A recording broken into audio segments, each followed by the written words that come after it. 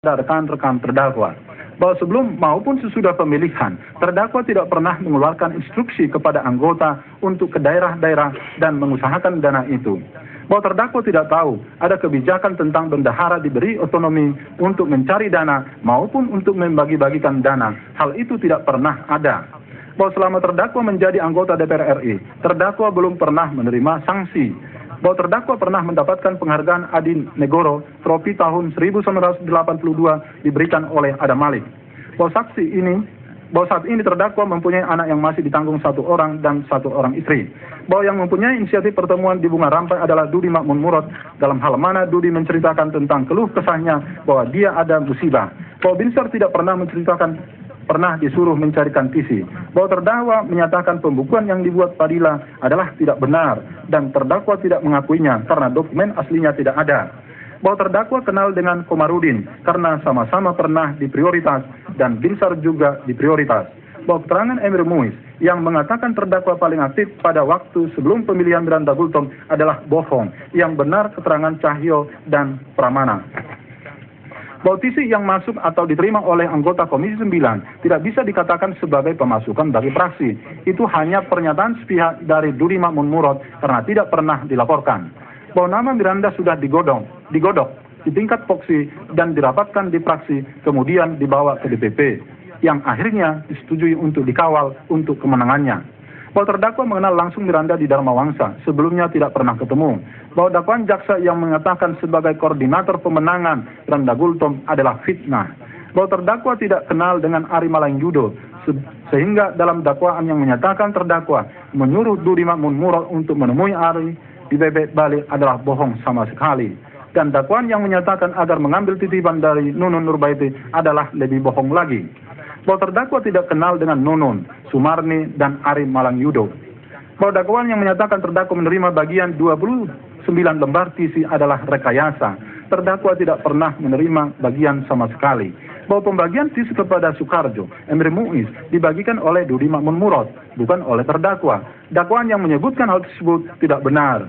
Bahwa tentang TC sebesar 500 juta rupiah yang masuk kas praksi adalah tidak benar. Bahwa terdakwa tidak pernah memanggil Fadila, justru Fadila menghadap terdakwa. Keterangan terdakwa 2 Angelina Patiasina pada pokoknya. Majelis yang terhormat, tadi masih dalam section saya. Apakah secara terdakwa pembacaan putusan tidak ada penyelaan? Ini persoalan yang sangat prinsip. Ya. Nanti silakan kalau Anda tidak terima dengan putusan ini, bicarakan dengan penasihat hukum saudara. Tadi ada hal-hal yang disampaikan majelis tidak disampaikan seperti pengakuan Fadila yang diarahkan oleh KPK. Tolong penasihat hukum. Bagaimana? Baik majelis.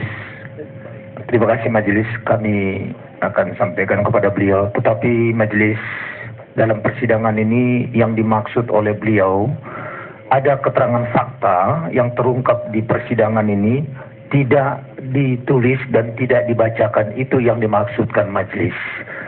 Ya, itu yang dimaksudkan oleh beliau. Sebagaimana yang beliau sudah serahkan transkrip bersama-sama kami juga. Ini yang mau dikonfirmasi oleh beliau karena ini prinsip majelis. Ini kami minta konfirmasi juga majelis. Keterangan dari saksi itu yang termuat di dalam pembelaan tidak termuat majelis, dan transkrip yang disahkan secara detail faktual sudah kami serahkan dalam persidangan ini majelis. Kemudian majelis kami informasikan keterangan ini sangat-sangat relevan dengan perkara ini majelis.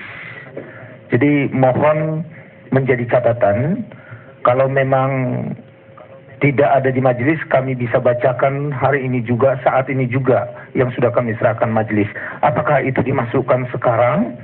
Kami harapkan jangan terlewatkan karena itu sangat relevan untuk menentukan nasib dari terdakwa satu ini majelis. Satu, yang kedua majelis, kami cermatin tadi apa yang majelis bacakan persis sama apa yang diajukan oleh saudara penuntut umum keterangannya majelis.